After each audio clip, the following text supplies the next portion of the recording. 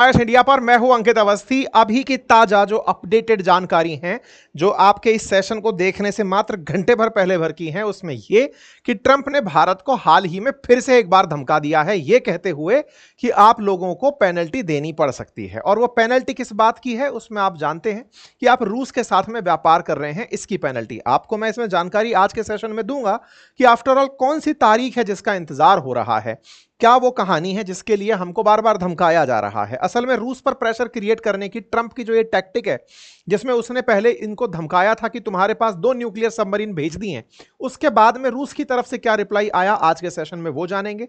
ताजा ताजा हाल ही में भारत को जो धमकी दी वो जानेंगे। और सबसे ताजा बात जो आपके सेशन से मात्र आधा घंटे पहले की है, और वो ये कि भारत सरकार ने आज खुले तरीके से अमेरिका और वेस्टर्न कंट्रीज को यह इन्फॉर्म कर दिया है कि देखिए आप सब लोग क्या करते हैं और हम लोग क्या करेंगे ये हम डिसाइड करेंगे। अपने द्वारा दिए गए भारतीय जवाब को भी आज आपको सुनना होगा। तो पूरी तरह से अपडेटेड लास्ट मोमेंट का यह सेशन है। आइए जानकारी साझा करते हैं। जियोपॉलिटिक्स में इन दिनों एक अलग प्रकार की नूरा कुश्ती चल रही है ट्रंप और पुतिन के बीच में। दोनों जो एक दूसरे को मित्र कहा करते थे। रशिया यूक्रेन वॉर रुकवाने के तमाम प्रयास जब विफल हुए, तमाम प्रकार के नेगोशिएशन वार्ताएं जब फेल हो गई, तब ट्रंप ने अपना दूसरा रूप दिखाने का प्रयास किया। और वो प्रयास ये था कि मैं तुम्हें अब धमकाऊंगा, युद्ध की धमकी दूंगा। और ऐसा पहली बार बहुत लंबे समय बाद देखने को मिला जब अमेरिका रूस को सीधे सीधे धमकाने के लिए अपनी तरफ से न्यूक्लियर सबमरीन भेज दिया। और सबमरीन भेजने पर इसने आरोप लगाया दिमित्री मेदवेदेव के उस बयान का जिसमें वो इनको भड़काने के बयान दे रहे थे। और मेदवेदेव के बयान में कहीं ना कहीं भारत के प्रति एक सॉफ्ट कॉर्नर था, भारत रूस को एक करने का प्रयास था। और अमेरिका इसी चीज से चिढ़ रहा था कि भारत और रूस एक साथ डेड इकोनॉमी होकर हमें कैसे समझा सकती हैं। इस तरह से हमें भी लपेटा गया कि तुम्हारे द्वारा खरीदे गए तेल से रूस को पैसा मिलता है और वो उस पैसे से यूक्रेन के ऊपर गोले गिराता है। यह जानकारी हमको साझा करते हुए ट्रंप ने इस बार कहा कि देखो तुम्हारे द्वारा जो किया जा रहा है वो समझ आ रहा है और ऐसे में हम क्या कर सकते हैं वो बात बताने का प्रयास किया। अब इसी बात पर जो ट्रंप ने धमकी दी थी सबमरीन की, उसी पर पुतिन की तरफ से जवाब आ गया है। जवाब आया पुतिन की तरफ से बोलने वाले स्पोक पर्सन के द्वारा। और स्पोक पर्सन ने अपनी तरफ से जानकारी देते हुए कहा कि देखिए, क्रेमलिन के स्पोक पर्सन थे दिमित्री पेस्कोव। उन्होंने अपनी तरफ से जवाब देते हुए कहा कि हम इस तरह की न्यूक्लियर गीदड़ भभकियों को किनारा करते हैं। ये कोई बयानबाजी का कोई मतलब नहीं है। दुनिया ये सतर्क जान ले कि रेटोरिक इस तरह का बयानबाजी का अगर बनाया जाए, किस बात का कि हां आपके पास हम न्यूक्लियर सबमरीन भेज देंगे तो हम डर जाएंगे, दुनिया में कोई नहीं बचेगा अगर हम भी इस बात पर उतारू हो गए। सीधा सीधा उन्होंने ट्रंप को इस तरह से इग्नोर कर दिया कि तुम्हारी इस बात का कोई मीनिंग नहीं है कि तुम रूस के पास में न्यूक्लियर सबमरीन भेज दिए हो। मतलब दुनिया को पता है कि हम क्या हैं तुम क्या हो, वो वाली बात है कि तुम ये केवल बयानबाजी करके दुनिया का ध्यान मत बांटो। रशिया ने साफ साफ तरीके से अमेरिका को जब जवाब दिया तो ये जवाब अमेरिका को बहुत बुरा लगा। और इतना बुरा लगा कि अमेरिका के अखबारों की हेडलाइन बना कि ट्रंप को गांठा ही नहीं रूस ने, और इस तरह से इग्नोर कर दिया कि हाँ हाँ ठीक है आप जो कह रहे थे। ट्रंप से पूछा गया, वो दिमित्री पेस्कोव से पूछा गया कि मेदवेदेव के बयान पर आप क्या कहेंगे, जिस पर ट्रंप भड़के हुए हैं। तो रूस ने कहा कि देखिए सबको पता होना चाहिए कि रूस का राष्ट्रपति पुतिन है, विदेश नीति पुतिन के अनुसार तय होती है। और आपको मेदवेदेव की बात बुरी लग रही है तो यह आपका हेडेक है, हमारा नहीं। तो आप लोग कैसे लेते हैं तो ये तो अमेरिका वाले जाने, हमें ना जानना पड़े। इस बात को उन्होंने इस तरह से किनारा कर दिया। कुल मिलाकर के हेडलाइन बनी there can be no winner in a nuclear war. Kremlin ने अपनी तरफ से स्पष्ट कर दिया। Russia urge caution amid Trump's nuclear submarine comment. कहा कि देखिए सचेत रहिए और इस तरह की जो बातें हैं ना, बकवासबाजी में ना रहें तो बेहतर है। हम लोग खुद नॉन प्रोलिफरेशन पर बिलीव करते हैं कि न्यूक्लियर चीजें ना प्रसारित हो। We are very careful with any statement related to nuclear problem. ये पेस्कोव ने साथ साथ कहा कि हम लोग पूरी तरह से इस बात को ध्यान में रख करके, ये वैसी बात है जैसे एनी टाइम पाकिस्तान भारत को कहता रहता है हम न्यूक्लियर कैपेबल स्टेट हैं, हम ये कर देंगे वो कर देंगे, तब भारत क्या कहता है कि बेटा हमने चूड़ियां थोड़ी पहन रखी हैं, या फिर हमारे परमाणु बम दिखाने के लिए थोड़ी हैं, वो भी कभी ना कभी तो यूज आएंगे। बिल्कुल वैसे ही रूस ने जिम्मेदारी पूर्वक अमेरिका को यह मैसेज दे दिया। अच्छा साहब, यही न्यूज अब बड़ी न्यूज बनकर आती है कि Kremlin teases more drag out talk claim Putin. लेकिन एक और खबर यहां निकलती है और वो खबर यह है कि पुतिन तैयार हो गए हैं जेलेंस्की से वार्ता करने के लिए।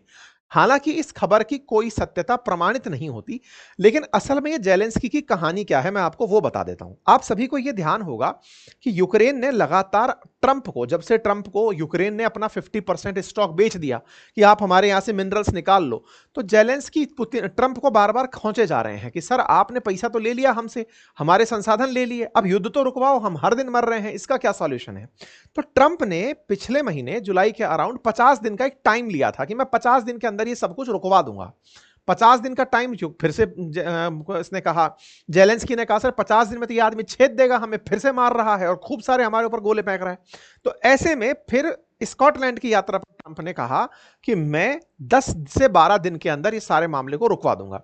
असल में वो जो 12 दिन का टाइम है ना, वो 8 अगस्त को पूरा हो रहा है। 8 अगस्त को पूरा हो रहा है ट्रंप का कमिटमेंट। 7 अगस्त को भारत पर 25% टैरिफ लग रहा है। 8 अगस्त को ट्रंप की रूस को दी गई धमकी पूरी हो रही है कि उसके बाद फिर मैं देख लूंगा कि क्या करूंगा।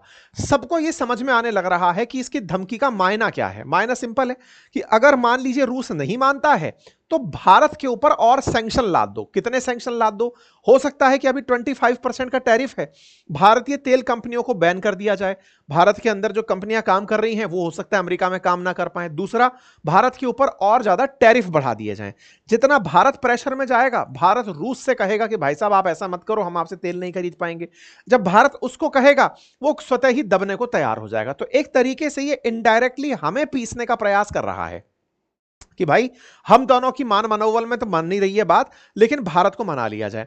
भारत दुनिया को हमेशा यह बताता आया है, और आज के सेशन में हम जब भारत का जवाब आपको बताएंगे तो आपको बहुत अच्छा लगेगा कि भारत ने कितना अल्टीमेट तरीके से अपना जवाब दिया है, वो आखिर में हमने आपके लिए बचा के रखा है। तो फिलहाल के लिए 8 अगस्त के पीछे की कहानी क्या है, तो ट्रंप के द्वारा कहा गया है कि मैं 8 अगस्त तक इसको मनवा के मानूंगा। तो उसके लिए तैयारियां जो भारत पर प्रयास चल रहे हैं, ये सब उसी के प्रयास हैं।